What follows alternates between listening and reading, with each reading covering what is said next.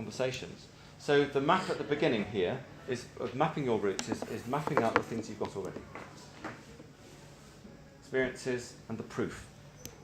So if you did a fantastic project in field, for example, which proves that you've got teamworking skills and communication skills, perhaps project management skills, that's evidence of things that employers absolutely want, employers and clients want. Where is it? Okay? Put it in your covering letter. If it's a collaborative project and you don't have many collaborative projects in your bank, use the ones that you've got available. Okay? So you begin a bank of collaborative projects in the evidence, and they'll disappear. The ones from college will disappear as you go into your career. You've got collaborative projects. Evidence you've managed projects. These are the three big things that employers in Wales are looking for. This is from BBC, Head of Resources at BBC.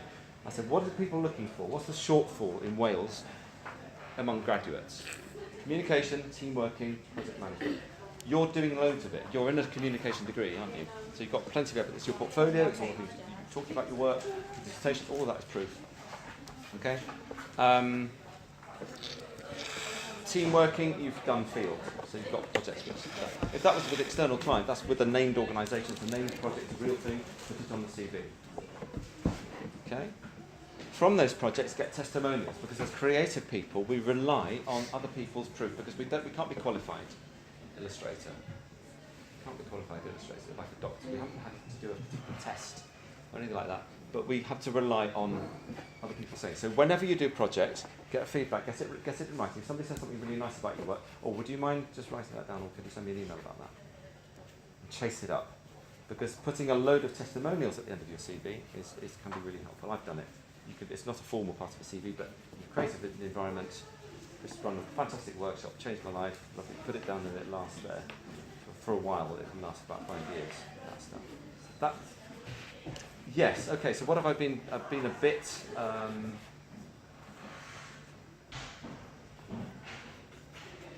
been a bit boastful, I suppose. I've been a bit bossy. I've been a bit like that. I think there's a bit of that in the mix. I think you've got to find the things that you've got in your personality, because what you've got might be the opposite of that, and that might be what people want. I'm sure I've not had jobs because I've come across too extrovert, too boastful. I don't want him. Because most people just want to know you're going to be nice to be around, you're going to be great to be around, you're going to be a pain to have in the studio. That's what they really want to know. Sorry, that's a monologue. Excuse me for monologuing. Let's look at the time before we eat. What time is it now? 12:30. Okay, we've got a bit of time. Okay, do I look professional? Yes. Arguably. So what's the Arguably. Depends what you're going for, really. Yeah. So where would this be professional? Maybe a studio somewhere. Yeah. In your own studio, doing your thing. In my own studio, yeah. You've got a lanyard and a suit jacket, that's professional enough for me. That's enough, is it? Yeah. So do you need to wear a lanyard as an illustrator to be a professional illustrator? Hopefully not. You need to wear a jacket like this. You know, I'm only wearing this, I'm dressing up today, and I do wear it because I go undercover. I've gone into meetings, drawn the meetings, they said, oh great, can you help us draw our strategy? It's a disguise. It's also, makes people think, oh, I'm doing this for the truth soon comes out, because although I'm sort of boastful and like to think that I can control stuff, I want to see me do it. Carried on. So those things that unfortunately I've walked into furniture, and unfortunately I talk in great long sentences, and unfortunately you have to turn that into your asset. Because if you put me inside a creative meeting of people who don't draw,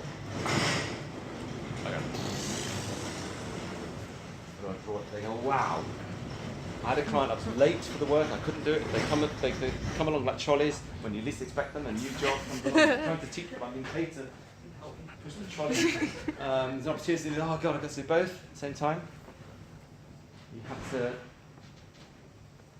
it's oh dear, it's disruptive. Bye. You okay?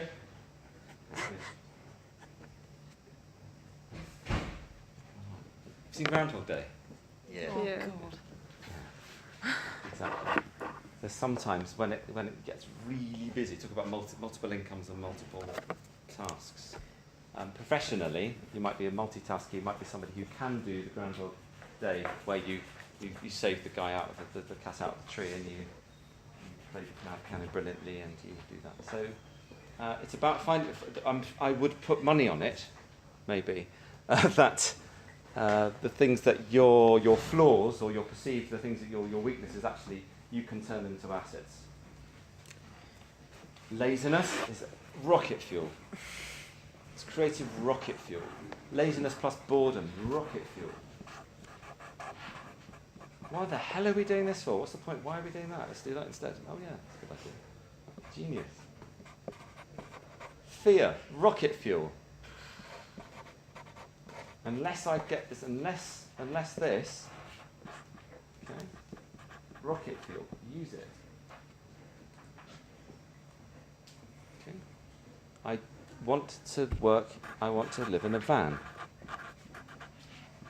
So if you work with me, you have to meet me in my van. Set the rules. It sets the rules. I will meet you in, I only work with clients if they meet me in the middle of the field. I've got a friend who did this, he's doing a project for, it's a project for the church in Wales, and they're in a crisis, they don't know what to do with themselves, for lots of big reasons. And it was a project about pilgrimages, and he walked to the meeting. He said, I'll be there, but I'll walk there. And it took him 2 hours to walk to this meeting. So with the meeting, they knew that he'd taken 2 hours to get to the meeting on foot, and it changed, completely reframed the conversation. Illustration is a redirective practice, and it's something that we've got huge power. Our biggest power as illustrators is to reframe other people's perceptions of the world. Okay? And you're all going to do it very, very differently. You've all got fantastic and different resources, and I'm sure when you put them together, you're going to do some amazing stuff. To build your team, so the conversations we're having across the year, we're looking, this is what are the roots of my practice, what have I got, what have I already got, where's my portfolio, what am I going to put, what have I got already, and we're looking at who's my team, who's in your team, your creative team, who are your mentors, who's your head of who's your technical advisor, who's your financial advisor, who's your who levels with you, who nurtures you, who makes you a cup of tea, who's your academic advisor. There might be real people, there might be imaginary people. Start pulling that team together, and we'll start putting the evidence together. So the things you might be, whose money is a concern? Hands up, money is a concern. Everybody. Yeah. Like completely, fear of not having any, perhaps, might be a good rocket fuel, but and it can be a good thing not having much because it makes you creative and resourceful.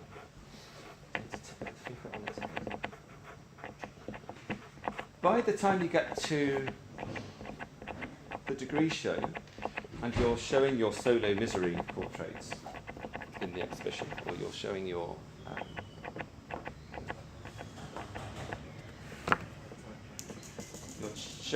bold, intricate technology, and your friends and family there, and you're doing that hosting your family in a proud moment. The aim is that you can spend half of that time, the other half of the time, taking people to each other's work. So Luke, you're going to be taking your friends and family to say, come look at this amazing solo misery project over here. Have you seen the amazing things that Stefan does with large-scale paintings? Okay, so you need to know each other's work, and that takes you out of looking inwardly and thinking about little me and my own world and my own project, how much money will they like me? If you work together, join hands, work together, partner up, and talk each other's work out, and know each other's work, and support each other, then you're going to have a fantastic offer. Yeah? Advice from a previous student 3 years ago, I said, what's the top advice to your third years? Sleep, support each other. That's it, community. This is very general stuff. This isn't highly calibrated theories about psychology or stuff, the finely calibrated stuff we're talking about in dissertation. No. the softer and it's the bigger focus, it's the bigger picture. And I'm hoping it's giving you a few prompts into what we're going to be talking about this year. All right, so we good? Is that helpful? Yeah. It's the beginning of a map. You keep going with this map. If you'll discover things you don't know yet on the map as you go through. You might want to roll that bit away. Have a look at some of the others before they all go away. And thank you for listening. Sorry, it's been a bit of a broadcast today, but you've been practical doing some good